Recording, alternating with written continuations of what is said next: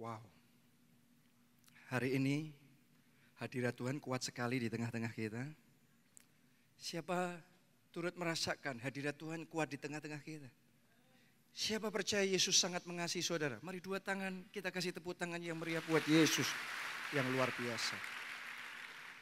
Saudaraku, kita semua hari ini ada di tempat ini untuk memperingati kematian Kristus. Atau karya salib Yesus Kristus 2000 tahun yang lalu. Karena itu hari ini saya ingin menyampaikan firman Tuhan kepada kita semua. Judulnya adalah Miracles on the Cross. Atau mujizat di kayu salib.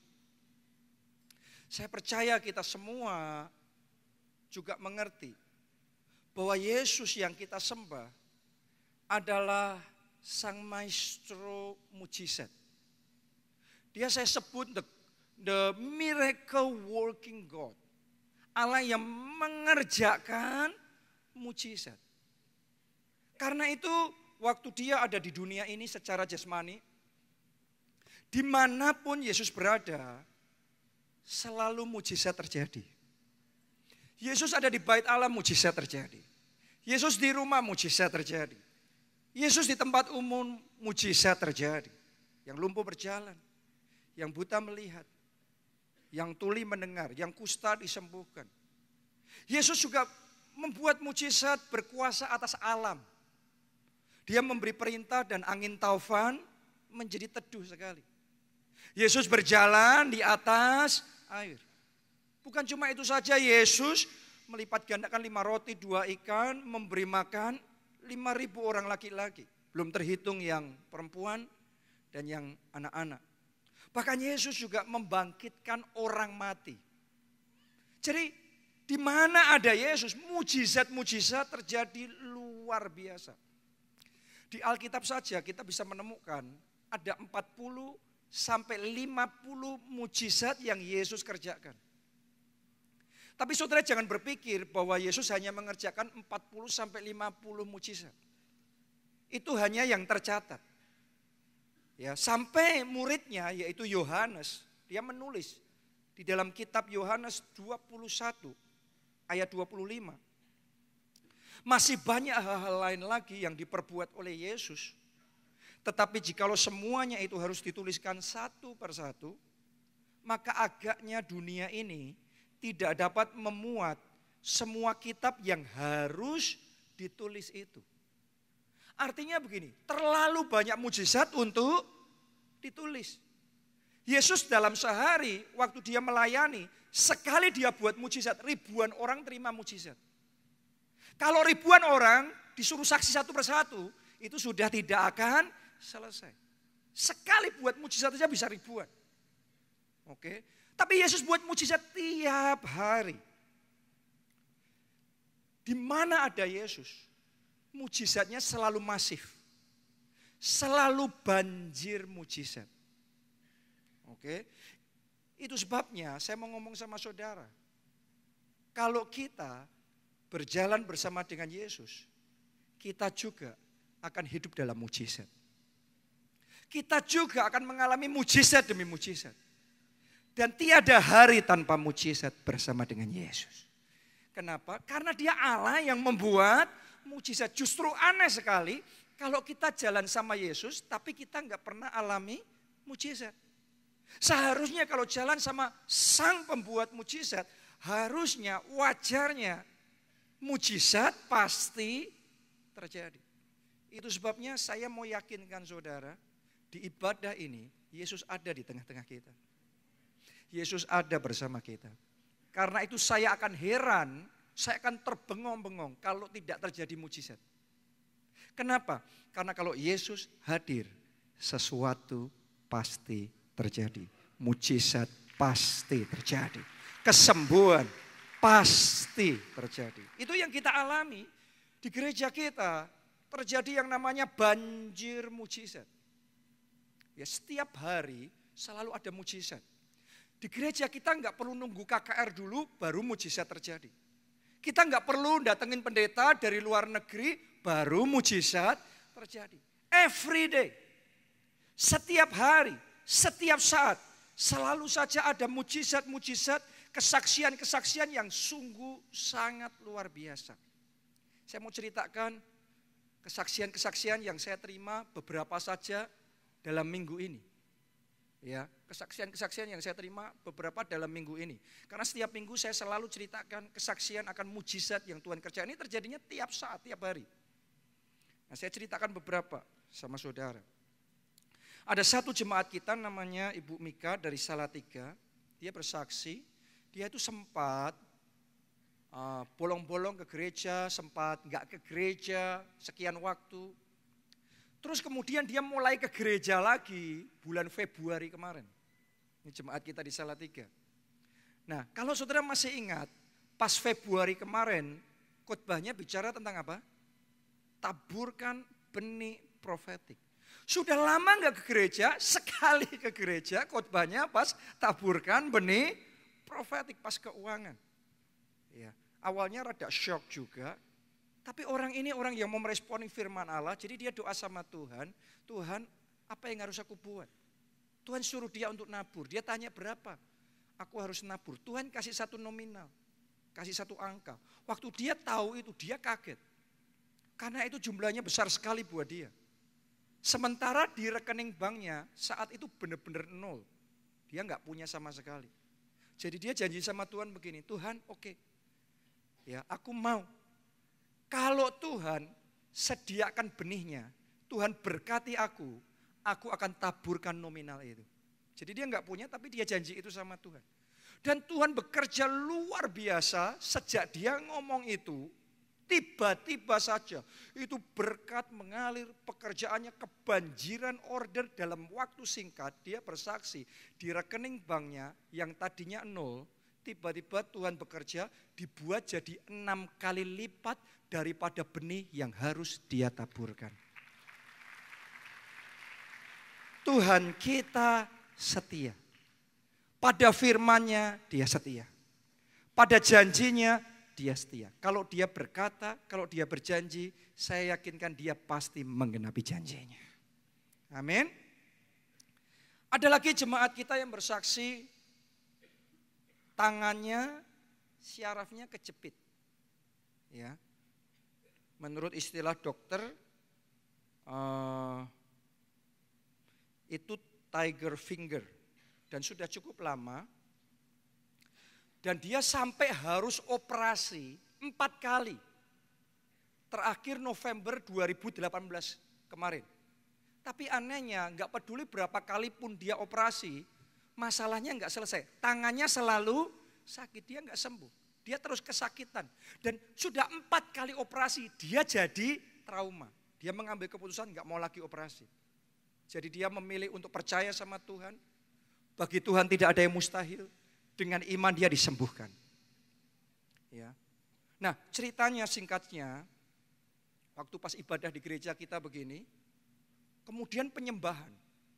Waktu penyembahan, makanya saudara kalau pas penyembahan, itu momen yang terbaik untuk mujizat terjadi. Amin. Ya, waktu dia penyembahan, dia dilawat oleh Tuhan, tiba-tiba tangannya yang sakit tadi bisa gerak-gerak dan rasanya ringan. Terus dia kepenuhan Roh Kudus, dia rebah dalam roh. Dia jatuh. Gak ada yang tumpang tangan, tapi Tuhan yang jamah Roh Kudus lawat, dia jatuh, dia rebah. Selesai dia rebah, penyembahan selesai, dia bangkit berdiri, dia gerak-gerakkan tangannya ringan, dia coba genggam tangannya, bisa. Semua sakitnya seketika lenyap dan dia disembuhkan. Kalau saudara jadi dia, sudah operasi 4 kali, tapi tetap saja sakit, saya mesti ngomong, itu buat dia mujizat yang besar. Akan ada orang-orang di tempat ini yang medis tidak bisa sembuhkan saudara. Anda coba dengan obat, Anda coba dengan treatment macam-macam, enggak bisa. Malam ini malam saudara. Malam ini malam saudara. Malam ini giliran saudara. Malam ini kuasa Tuhan bekerja dan dalam nama Yesus terima kesembuhan saudara. Amin. Terima kesembuhan saudara. Terima itu dengan iman. Karena Tuhan kerjakannya begitu saja. Satu lagi kesaksian. Ada satu jemaat kita ketika 1-2 minggu ini Di gereja kita perkenalkan yang namanya formulir mujizat. Anda masih ingat? Minggu lalu kita juga berdoa untuk formulir mujizat. Jadi dia excited. Dia percaya yang dia tulis di formulir itu bukan permohonan biasa, bukan permohonan doa biasa. Tapi itu adalah deklarasi iman bahwa yang dia tulis itu mujizat yang akan Tuhan kerjakan. Jadi dia excited, dia semangat, dia tulis di formulir mujizat itu. Tapi terus kemudian dia teringat dia punya teman. Temannya ini belum Kristen. Jadi belum percaya sama Yesus. Ya, tapi temannya itu punya anak, umurnya 3 tahun, anaknya jadi masih kecil. Ngalami masalah, yaitu infeksi paru-paru dan infeksi telinga. Paru-paru bagian kanannya sudah paru-paru bagian kirinya sudah penuh dengan cairan, bahkan sudah merembet ke paru-paru kanan. Sehingga menyebabkan infeksi di telinga, juga sampai gendang telinganya pecah. Jadi dari telinga ngeluarin cairan terus. Dalam kondisi seperti itu, ya ada teman yang ngomong, ini ada formulir mujizat. Percaya enggak kamu? Mau enggak kamu kita doakan di dalam nama Yesus? Dia belum kenal Yesus, tapi dia butuh mujizat. Dia butuh kesembuhan buat anaknya. Jadi dia percaya, dia mau, tolong dukung doa. Sejak saat itu saudaraku, jemaat kita ini selalu bawa dalam doa. Doa profetik. Di Pondok Daud datang dan doa profetik. Di kelompok sel, doa profetik. Terus doa profetik. Beberapa waktu kemudian, luar biasa sekali, temannya itu bawa anaknya ke dokter untuk cek, untuk periksa. Setelah didoain harus dicek, diperiksa. Dan hasilnya luar biasa. Paru-parunya semuanya sudah dibersihkan dari infeksi, dari cairan-cairan itu. Dan telinganya tidak lagi keluar cairan, sembuh sepenuhnya. Tepuk tangannya boleh yang paling meriah buat Tuhan kita yang luar biasa. Saya mau ngomong begini sama saudara. Kalau buat orang yang belum kenal Yesus saja, Yesus mengasihi dan Yesus mau menyembuhkan. Buat Anda yang di tempat ini, tersedia kesembuhan. Kalau Anda percaya, terima kesembuhan saudara. Dalam nama Yesus. Amin. Haleluya. Satu lagi kesaksian. Ya, satu lagi kesaksian yang terakhir. Maksudnya yang terakhir kesaksiannya. Khotbahnya baru pemanasan. Oke. Nah ini kesaksian Pondok Daud. Karena di Pondok Daud banyak sekali mujizat terjadi. Dari tadi kita ketemu sama orang ceritanya mujizat terus di Pondok Daud. Macam-macam, banyak sekali. Ya. Nah kita punya Pondok Daud setiap hari kita adakan. Di Solo saudaraku, Pondok Daudnya kalau malam hari Jumat, ya itu ibadah semalaman. Jadi mereka sebut itu Miracle Night Service. Ibadah malam mujizat. Ya. Nah ternyata di situ Roh Allah bekerja luar biasa. Terus orang-orang dari berbagai kota, baik jemaat maupun bukan jemaat, itu datang. Dari Semarang, dari Klaten, dari Boyolali, dari Ngawi, dari Surabaya, kadang-kadang dari Jakarta, naik pesawat datang, ikut Pondok Daud, selesai pulang Jakarta lagi. Jadi ini masif, ini luar biasa. Hari Jumat kemarin di Pondok Daud kita itu, kedatangan 10 orang yang sama sekali belum kenal Yesus. Dari Banyuwangi. Oke, gereja kita belum ada di sana. Dan ini orang memang mereka dengar bahwa di gereja ini, di gereja keluarga Allah, ada Yesus yang sanggup melakukan mujizat. Mereka dengar itu 10 orang datang rame-rame dari Banyuwangi.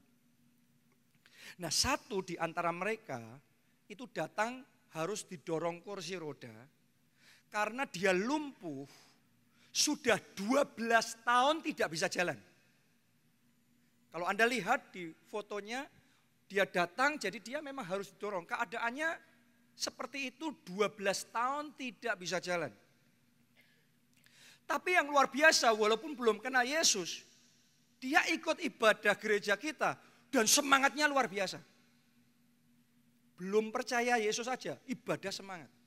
Coba saudara ngomong kiri kanan, kamu nggak boleh kalah. Amin. Karena respon kita itu ikut menentukan. Mereka 10 orang semangat sekali, mereka ikut berusaha, nggak ngerti khotbahnya gimana, pokoknya ikut gitu. Yang luar biasa begini, doa semalam itu Roh Kudus bekerja, Roh Kudus lawat mereka luar biasa, semuanya dijamah dilawat kepenuhan Roh Kudus. Bapak ini saudaraku yang datang didorong dengan kursi roda, waktu dia pulang dia yang mendorong kursi rodanya karena Tuhan Yesus sudah menyembuhkan dia. Kasih tepuk tangan buat Yesus, sang pembuat mujizat yang tidak berubah kuasanya dulu, sekarang, sampai selama-lamanya. Karena itu saya mau yakinkan saudara, hari ini kalau engkau percaya, terima mujizatmu. Terima mujizatmu. Terima kesembuhan saudara di dalam nama Yesus. Amin. Kalau cerita mujizat enggak berhenti-berhenti. Ya saya bisa enggak khotbah, hanya cerita kesaksian mujizat. Dan yang kayak gitu terjadi bukan sekali, bukan. Yang terjadi setiap saat yang kayak gitu terjadi di tengah-tengah kita. Dan saya percaya ini akan tambah masif. Apalagi mulai besok minggu kita masuk 40 hari doa puasa. Oh saya tahu saudaraku, begitu kita masuk 40 hari doa puasa akan terjadi peningkatan kuasa Allah yang drastis. Dan banjir mujizatnya bukan banjir biasa, itu banjir bandang mujizat berlipat kali ganda Tuhan akan kerjakan di tengah-tengah kita. Tepuk tangannya yang meriah buat Tuhan kita. Amin. Nah sekarang kita harus ngerti, di satu sisi Tuhan melakukan banyak mujizat. Tapi di sisi lain ternyata enggak semua orang itu suka ketika Yesus melakukan mujizat. Kita baca Yohanes 11 ayat 46 sampai 47. Tetapi ada yang pergi kepada orang-orang Farisi dan menceritakan kepada mereka apa yang telah dibuat Yesus itu. Lalu imam-imam kepala dan orang-orang Farisi memanggil mahkamah agama untuk berkumpul dan mereka berkata, apakah yang harus kita buat sebab orang itu membuat banyak mujizat. Singkat ceritanya begini, mereka enggak suka sama Yesus, mereka enggak suka sama mujizat yang dilakukan Yesus. Jadi mereka berkomplot dan mereka berpikir, merencanakan gimana caranya supaya semuanya itu dihentikan. Supaya Yesus dihentikan.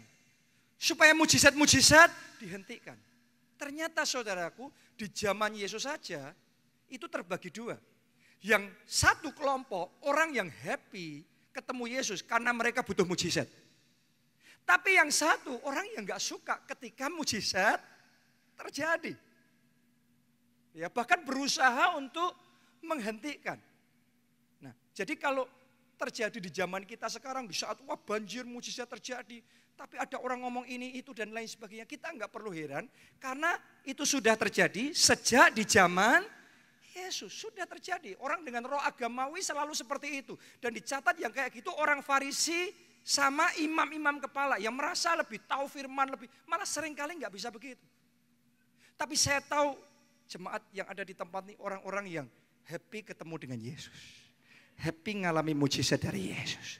Kalau Anda punya bapak yang lumpuh 12 tahun, saya yakin saudara ketemu Yesus pasti senang karena bapak saudara yang lumpuh akan dibuat berjalan.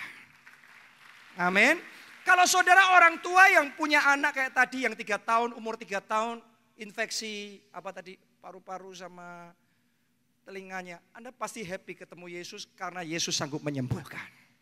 Amin.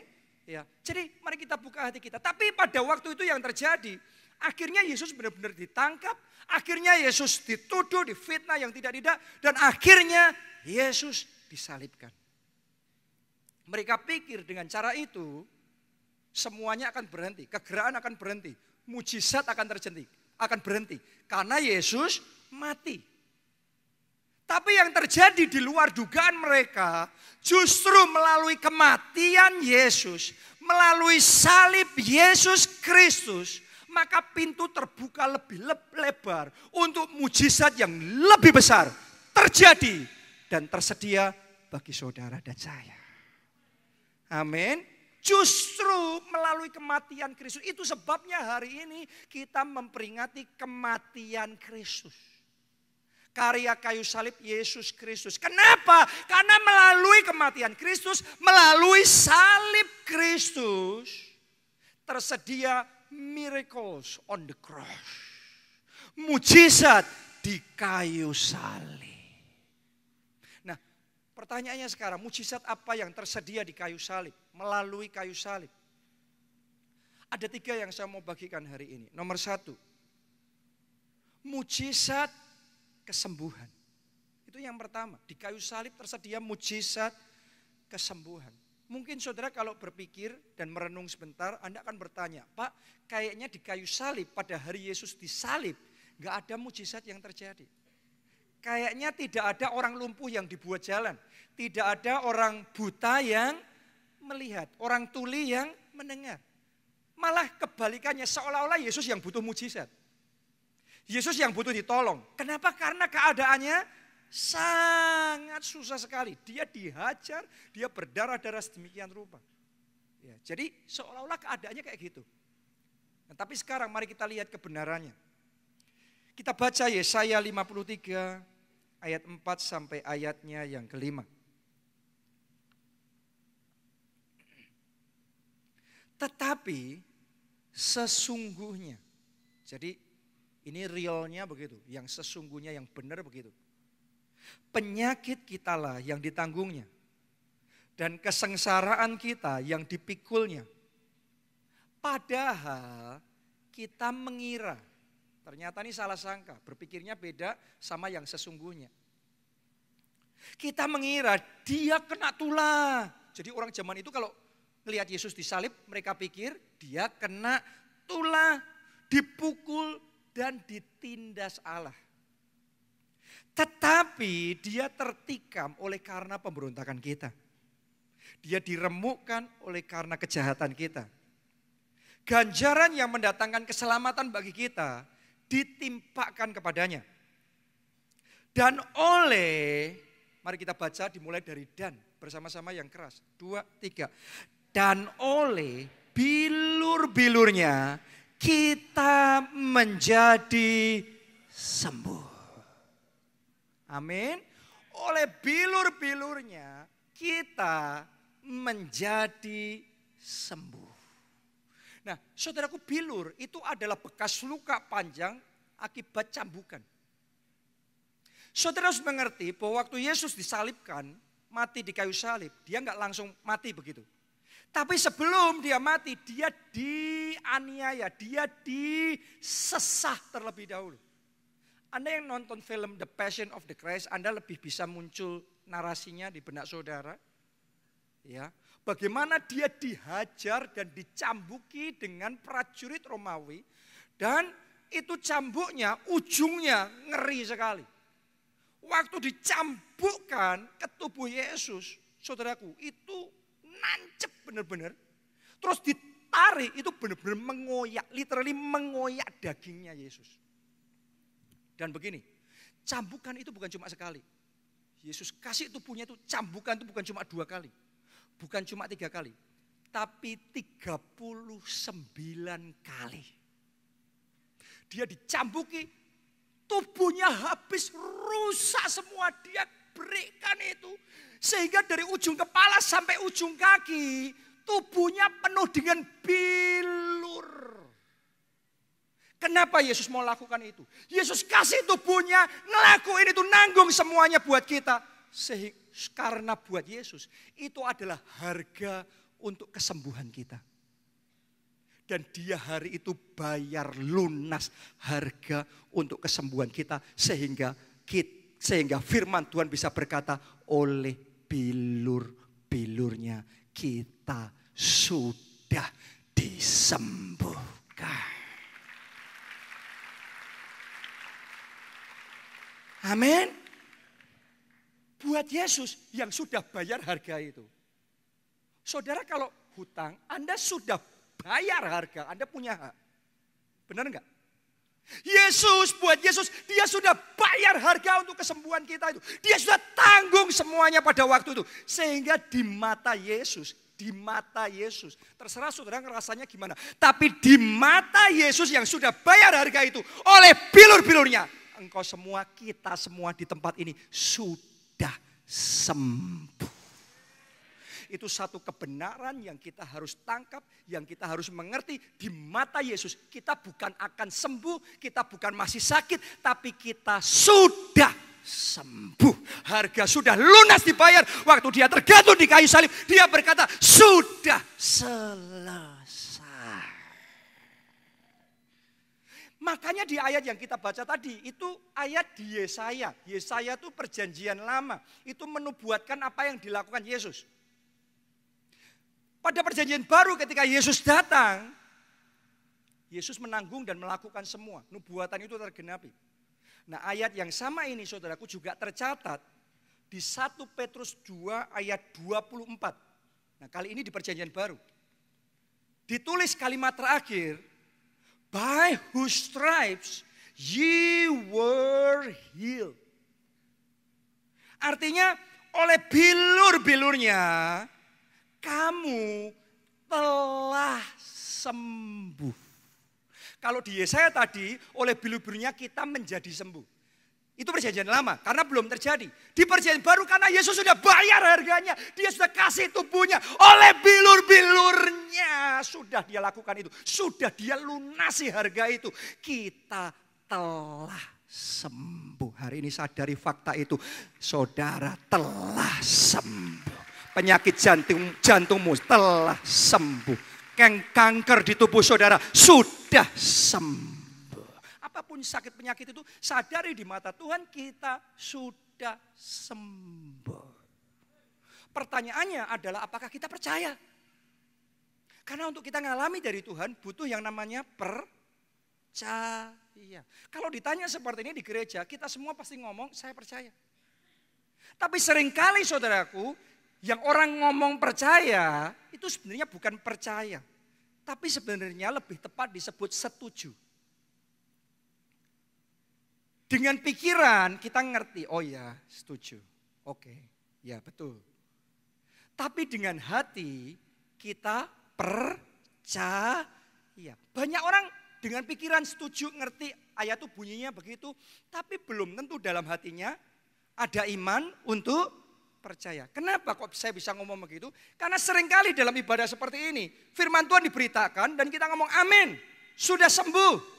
Terus kita doa, haleluya. Selesai doa, terus kita rasakan, terus kita ngomongnya gini, kok belum sembuh? Benar nggak? Kok masih sakit? Jadi ngerti tapi nggak ngerti, ngerti tapi kok belum sembuh? Ngerti tapi kok masih sakit?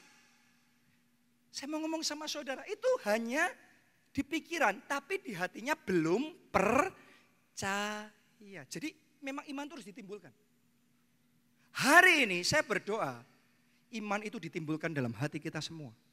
Sehingga kita percaya. Kita bukan cuma mengerti, kita bukan cuma setuju, tapi kita percaya. Percayalah engkau sudah sembuh. Lihatlah engkau sudah sembuh. Rasakan engkau sudah sembuh.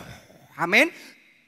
Deklarasikan engkau sudah sembuh. Perkatakan engkau sudah sembuh. Hidupilah sebagai orang yang sudah sembuh. Jalanilah kesembuhan saudara. Itu iman. Itu iman. Jadi jangan nunggu dulu. Jangan nunggu sembuh dulu baru, oh aku sudah sembuh. No. Saat ini juga Anda pikirkan Anda sudah sembuh. Anda deklarasikan Anda sudah sembuh. Anda rasakan Anda sudah sembuh. Anda alami Anda sudah sembuh. Anda hidup sebagai orang yang sudah terima kesembuhan. Itu yang Yesus katakan kepada murid-muridnya. Yesus ajarkan sama murid-muridnya. Kita baca dulu di Yohanes pasalnya yang ke-20 ayat 29. Kata Yesus kepadanya, di ayat ini kepada Thomas yang tidak percaya bahwa Yesus bangkit. Padahal Yesus sudah ngomong. Thomas ngomong begini, kalau aku nggak ngelihat sendiri, aku nggak mencucukkan jari sendiri, aku nggak percaya. Begitu Tuhan Yesus tunjukkan dirinya, dia ngelihat sendiri, Thomas ngelihat sendiri. Akhirnya dia percaya. Nah, waktu itu terjadi, ini ayat yang diucapkan Yesus, perhatikan ya. Kata Yesus kepadanya, karena engkau telah melihat aku, maka engkau percaya. Tolong dengarkan baik-baik, ini yang disebut iman jasmani. Ini nggak beda sama orang dunia. Orang dunia itu butuh ngelihat dulu, baru percaya. Jadi mata jasmani harus ngelihat dulu, baru percaya. Ini iman jasmani. Tapi di kalimat berikutnya, Tuhan Yesus mau mengajarkan kepada kita iman yang sejati. Iman yang rohani, iman manusia roh itu seperti apa? Perhatikan baik-baik, Yesus ngomong begini. Berbahagialah mereka yang tidak melihat, namun percaya. Oke, coba semuanya katakan tidak melihat namun percaya. 2, 3. Tidak melihat namun percaya. Nah, saya lebih suka di Alkitab bahasa Inggris. Itu ditulisnya begini. Have not seen and yet have believed. Jadi diterjemahkan dalam bahasa Indonesia, belum melihat, namun sudah percaya. Itu iman yang sejati. Belum melihat, namun sudah percaya. Mungkin secara mata jasmani engkau belum melihat kesembuhan. Namun engkau sudah percaya. Engkau percayanya enggak seperti Thomas yang nunggu melihat dulu dengan mata jasmani baru percaya.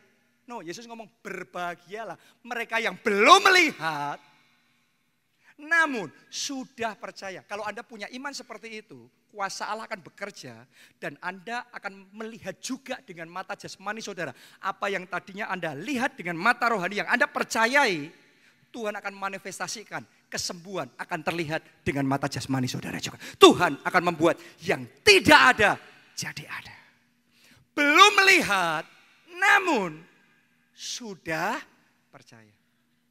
Hari ini, saat ini, mulai mujizat saudara. Sudah percaya, engkau sudah sembuh.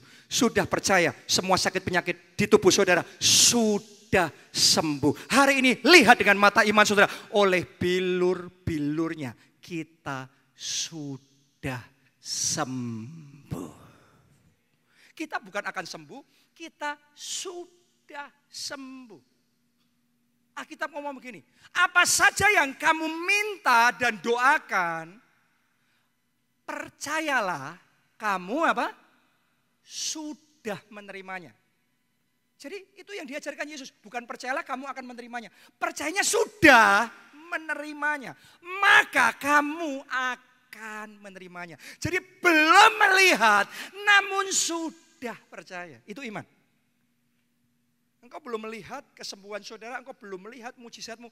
Mujizat dimulai dari sudah percaya. Belum melihat namun sudah percaya. Terima kesembuhan sudah terjadi.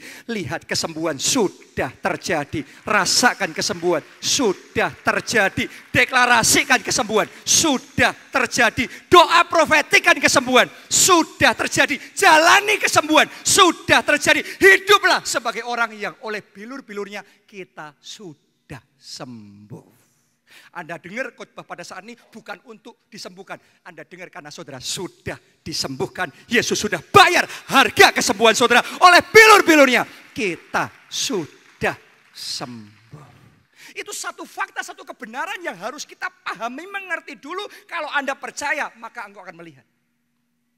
Belum melihat namun percaya. Tapi begitu percaya engkau akan melihat. Wow. Nah, saya ngomong begini, tidak berarti bahwa saudara sebagai anak Tuhan tidak akan mengalami tantangan dari iblis.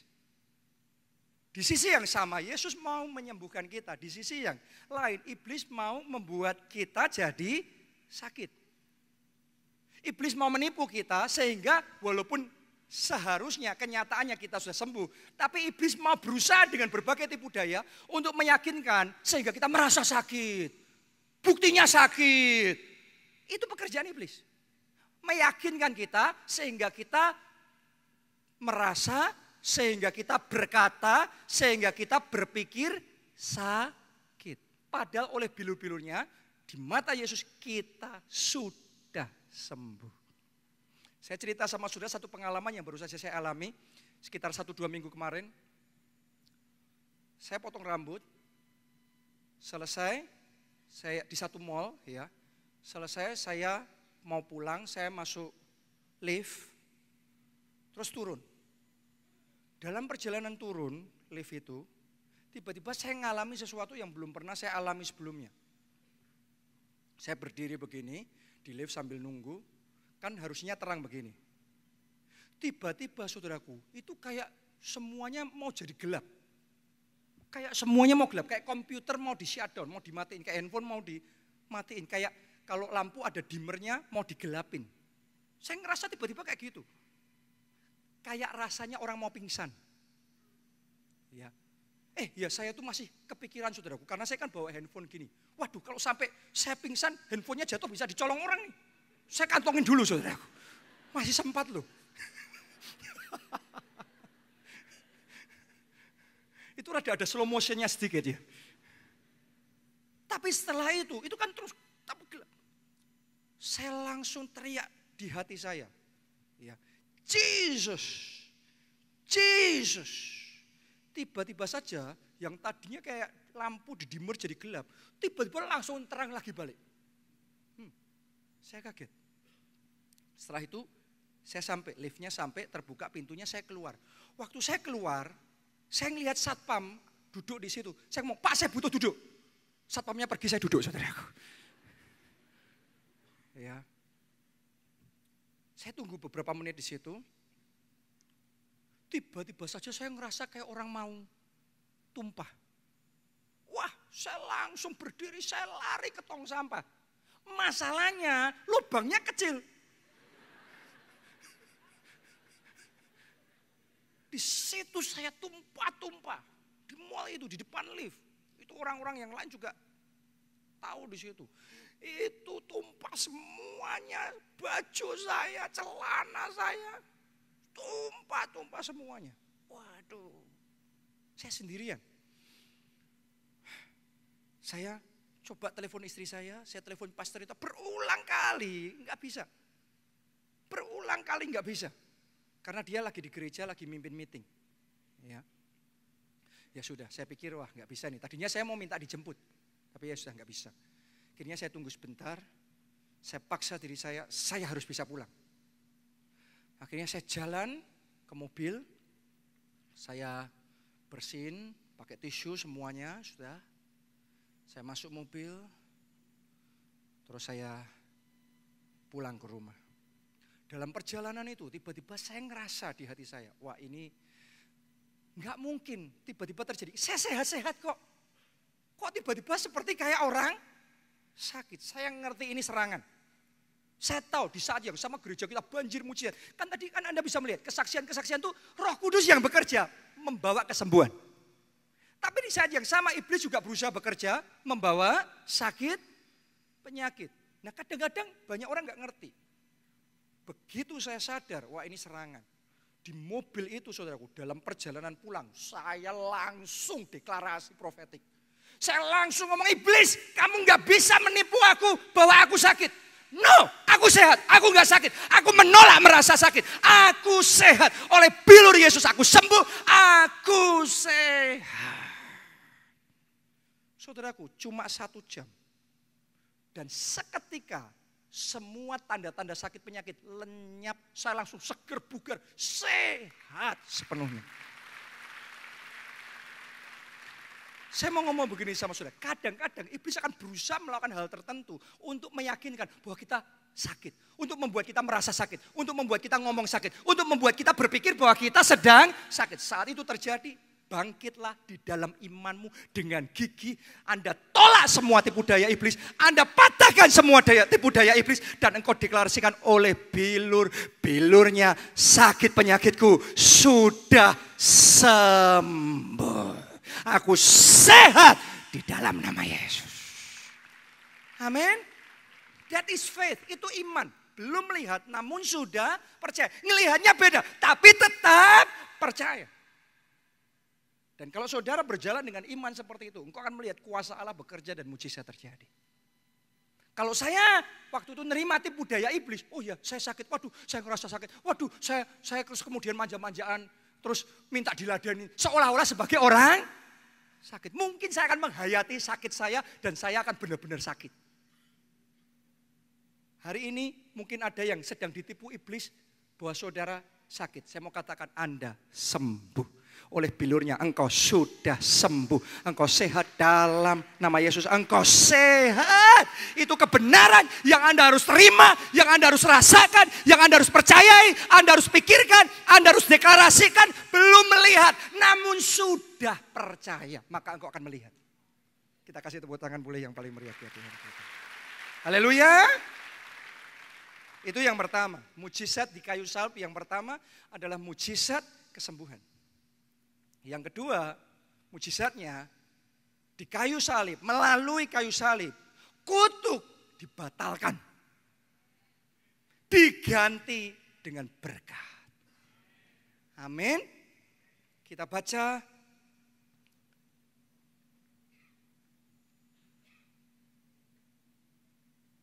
Galatia 3 ayat 13 sampai ayatnya yang ke-14. Kristus telah menebus kita dari kutuk hukum Taurat dengan jalan menjadi kutuk karena kita. Sebab ada tertulis, terkutuklah orang yang digantung pada kayu salib. Yesus Kristus telah membuat ini supaya di dalam Dia, berarti di dalam Yesus, berkat Abraham sampai kepada bangsa-bangsa lain. Sehingga oleh iman kita menerima roh yang telah dijanjikan itu. Nah saudara harus tahu yang namanya berkat itu real, yang namanya kutuk itu real. Ada orang entah sadar nggak sadar tapi hidup di bawah kutuk. Kalau orang hidup di bawah kutuk kegagalan, saya ngelihat ada orang-orang pinter sebenarnya, kerja keras sebenarnya, mau sungguh-sungguh sebenarnya. Tapi entah gimana dia ngerjain apa saja selalu gagal. Beda kalau orang malas ya, terus kemudian nggak jadi ya itu lain cerita. Oke, kalau kita ngelihat sebenarnya harusnya jadi, tapi kok gagal terus. Ada berapa banyak keluarga saudaraku, ada kasus-kasus itu apa tuh namanya kutuk mati muda. Ya, ada yang di keluarga itu yang laki ya tidak ada yang melampaui umur 35 tahun. Pokoknya nggak ada yang lewat di situ, selalu mati muda, mati muda, mati muda. Ada saja terjadi kayak gitu dari keturunan ke keturunan. Ada yang penyakitnya itu benar-benar persis dari kakek buyutnya, kakeknya, orang tuanya, dianya, turun anaknya. Itu persis. Dan banyak kutuk yang lain. Hari ini saya mau katakan sama saudara, apapun kutuk yang coba iblis kenakan atas hidup saudara. Hari ini mari kita deklarasikan dengan iman bahwa melalui salib Kristus, kutuk dalam hidup kita sudah dipatahkan. Mulai sekarang sudah dibatalkan. Aku berdoa dalam nama kutuk kegagalan dibatalkan. Kutuk kekalahan dibatalkan. Mulai hari ini sebagai ganti kutuk terima berkat. Anda harus tahu berkat yang dari Yesus lebih powerful dari kutuk dari iblis. Iblis boleh berusaha menulai saudara dengan kutuk kegagalan. Tapi kalau engkau terima berkat keberhasilan, dengarkan baik-baik, ada penyertaan Tuhan. Mulai hari ini ada orang-orang di tempat ini, lembaran hidup saudara dibuat baru.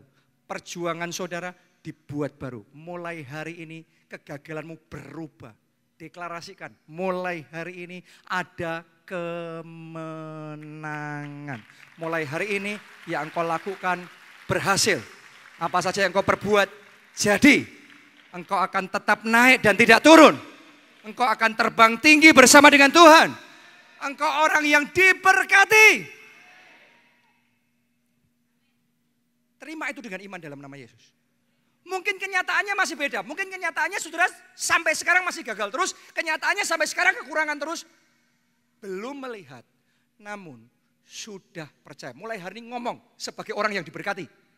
Jangan ngomong seolah-olah kita orang kecil, orang gak ada apa-apanya. Walaupun saudara masih orang kecil, masih belum ada apa-apanya.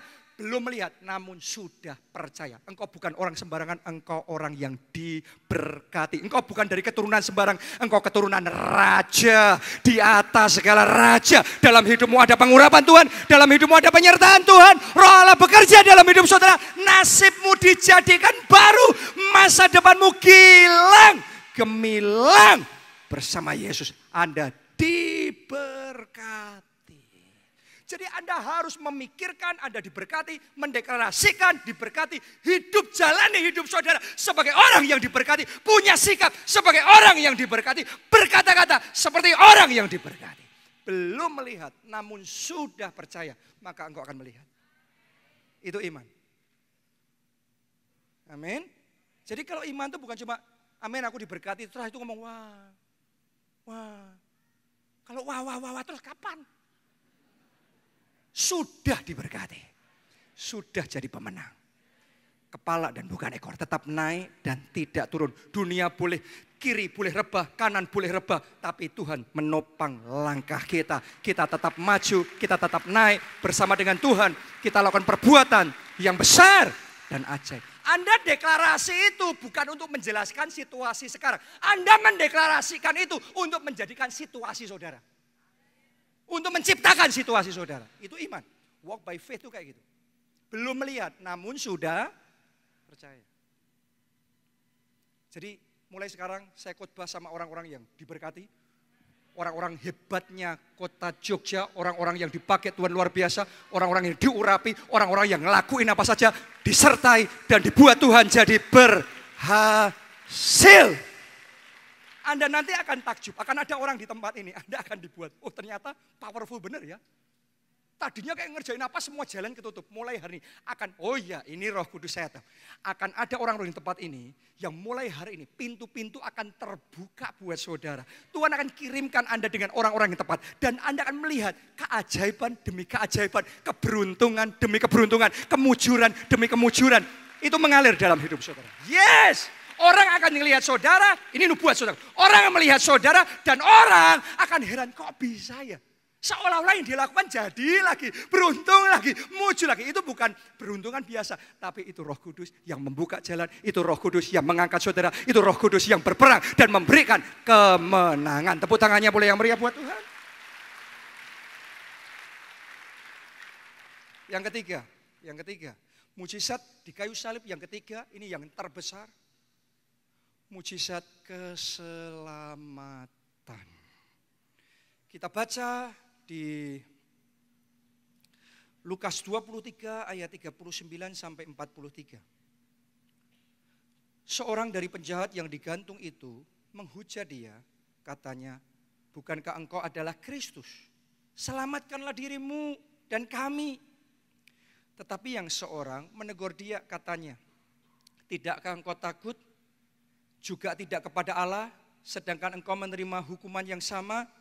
Kita memang selayaknya dihukum, sebab kita menerima balasan yang setimpal dengan perbuatan kita. Tetapi orang ini tidak berbuat sesuatu yang salah. Jadi waktu Yesus disalib, di samping kanan kirinya ada dua penjahat juga disalib. Satu kiri, satu kanan. Ternyata dua penjahat sama-sama mau mati aja saudaraku, responnya beda. Benar gak? Yang satu penjahat ini kayak gak punya kapok, mau mati aja tetap menghujat. Ada orang kayak gitu.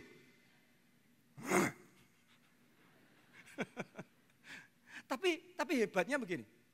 Ada satu penjahat ini di momen akhir dalam hidupnya, hatinya terbuka sama Yesus. Dia punya hati yang mau bertobat. Dia mau percaya sama Yesus.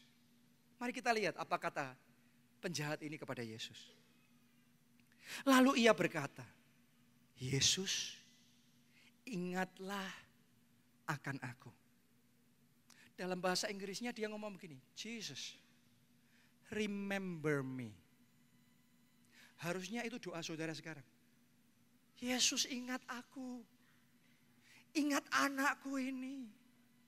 Berdoa buat orang tua saudara. Ingat orang tuaku. Ingat keluargaku. Itu doanya. Penjahat itu di momen final dalam hidupnya. Yesus, ingatlah akan aku apabila engkau datang sebagai raja. Kata Yesus kepadanya. Ini hebat saudaraku. Aku berkata kepadamu, sesungguhnya hari ini juga engkau akan ada bersama-sama dengan aku di dalam Firdaus. Coba semuanya lihat ke depan sini, saya akan sebentar lagi menyelesaikan khotbah ini.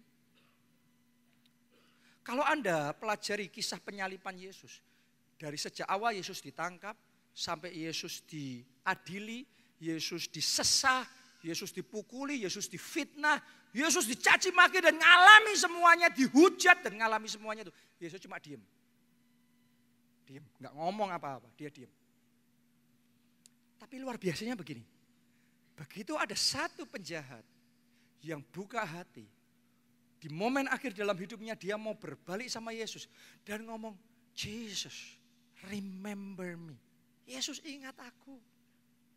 Dia mau bertobat, dia mau percaya Yesus. Ngelihat hati yang kayak gitu, Yesus gak bisa tetap diam. Langsung dia menoleh dan dia berkata kepada penjahat itu, hari ini juga kamu bersama-sama aku di Firdaus. Saya mau ngomong begini sama saudara, kalau Anda di hatimu punya hati yang terbuka buat Yesus, punya hati yang mau bertobat, punya hati yang mau percaya, mulai sekarang Yesus tidak akan diam.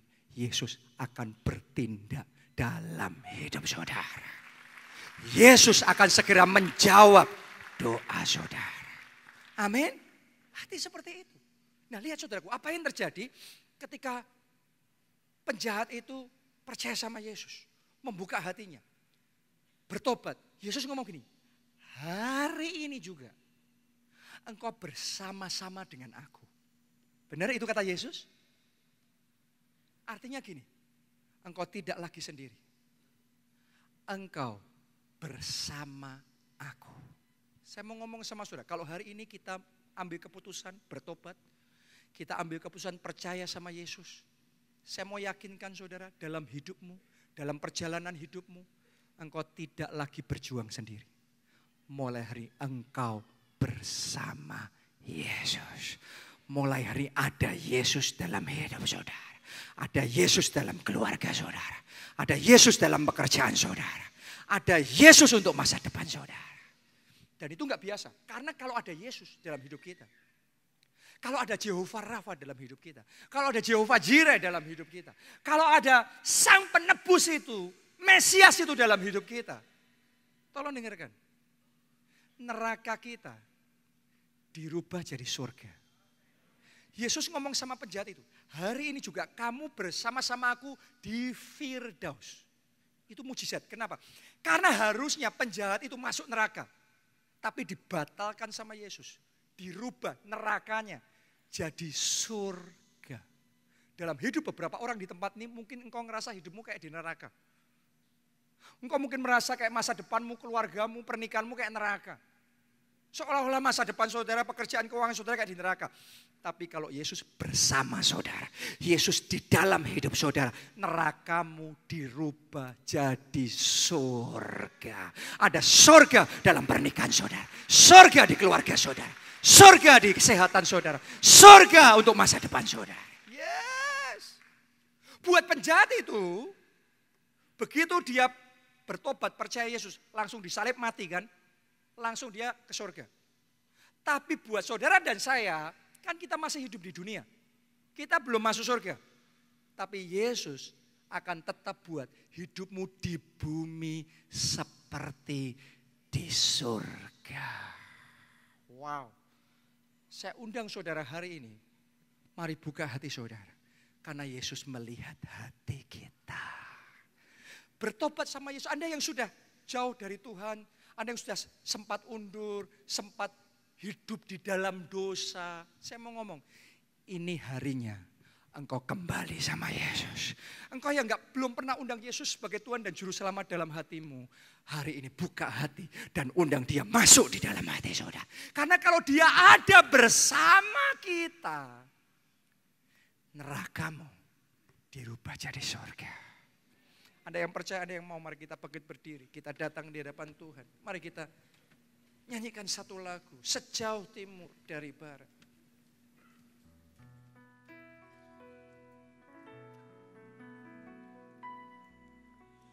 Sejauh timur dari barat, Engkau membuang dosaku.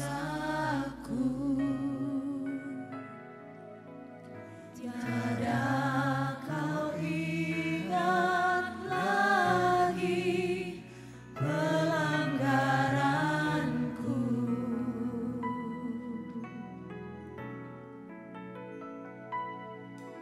Jauh ke dalam tubir laut, Kau melemparkan dosaku.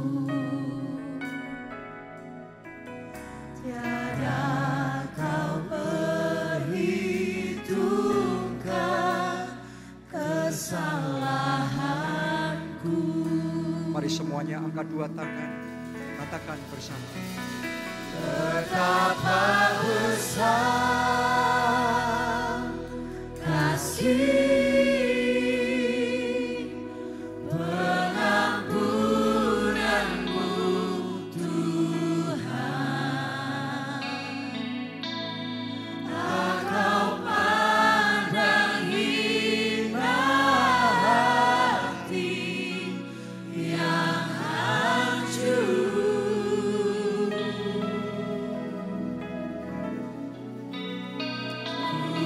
Terima kasih kepadamu ya Tuhan. Pengampunan yang Kau beri, pulihkanku. Ada satu hal yang terpenting yang harus kita pastikan dalam hidup kita, yaitu Yesus bersama-sama kita. Karena tanpa Yesus semuanya sia-sia. Tanpa Yesus kita tidak bisa buat apa-apa. Tapi kalau saudara punya Yesus dalam hidupmu, saudara punya semuanya. Yesus saja cukup. Yes. Yes.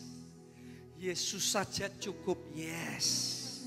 Yes, mungkin kau nggak punya uang, mungkin kau nggak punya kenalan, kau nggak punya ini dan itu. Tapi mulai dengan Yesus.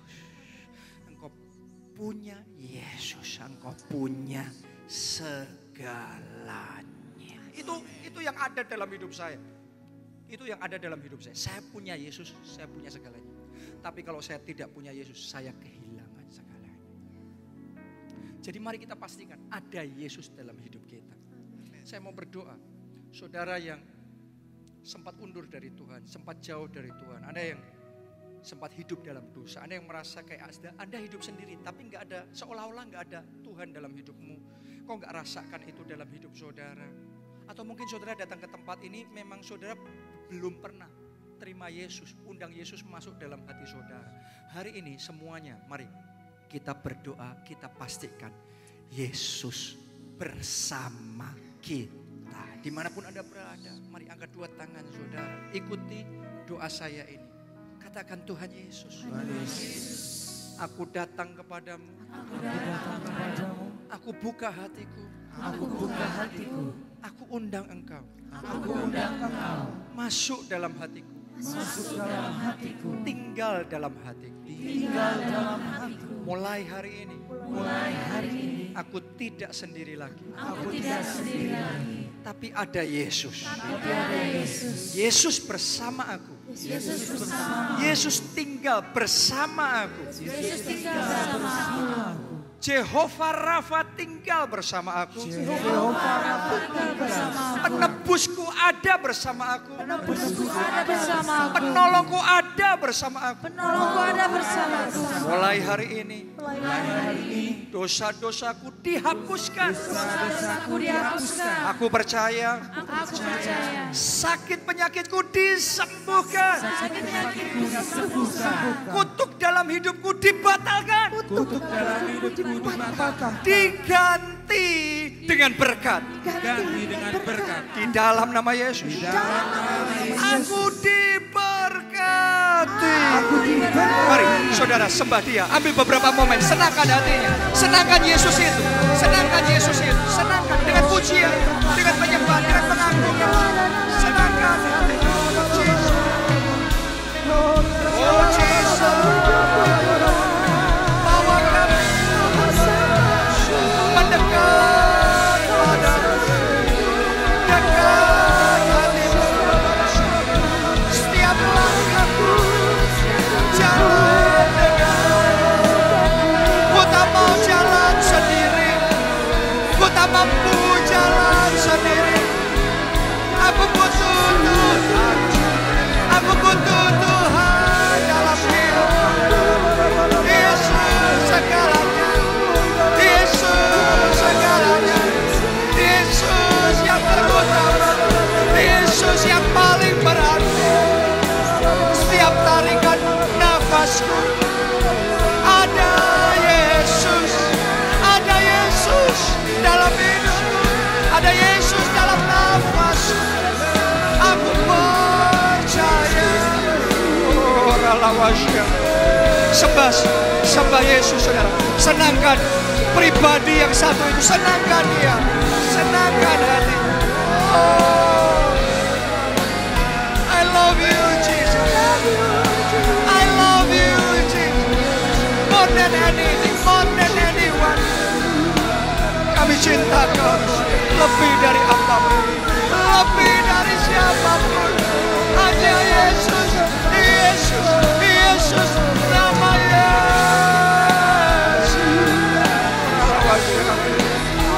Oh, hari ini kami dipulihkan, hari ini kami diampuni, hari ini kami ditebus, hari ini kami dibaharui, hari ini kami disegarkan. Mulai saat ini ada Yesus, ada Yesus, ada Yesus, ada Yesus, ada Yesus.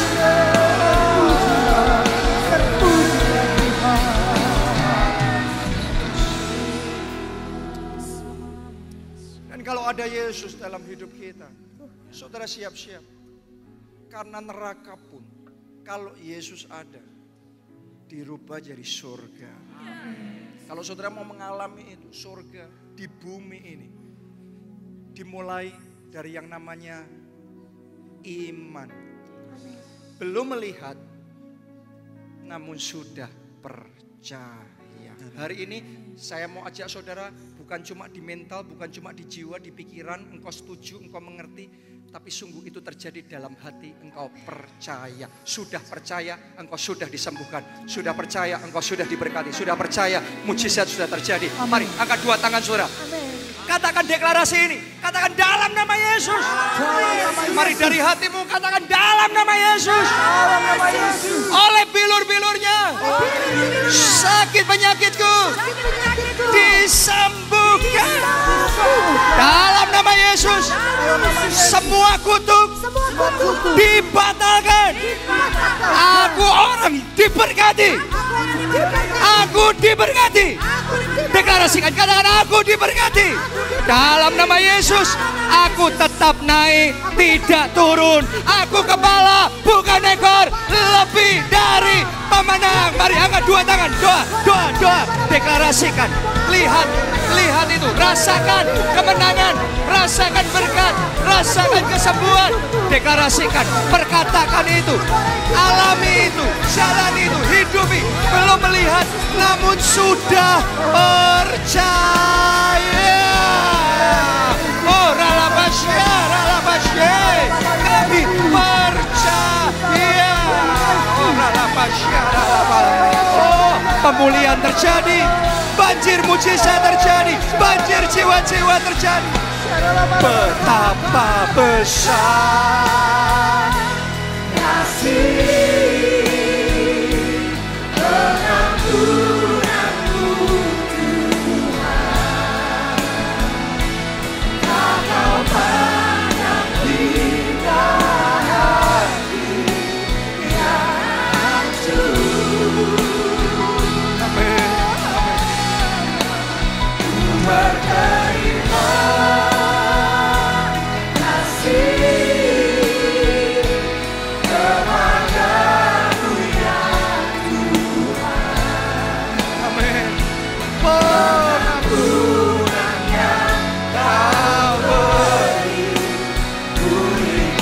Terima saja.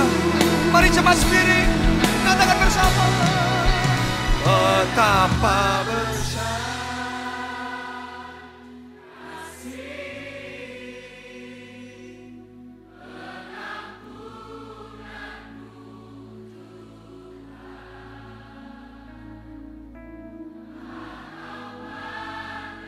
Mari sama Yesus rendah hati saudara. Rendahkan hati saudara. Yesus gak pandang hina kita. Rendahkan hati saudara pada Yesus. Ku berterima kasih kepadamu ya Tuhan. Amin. Amin.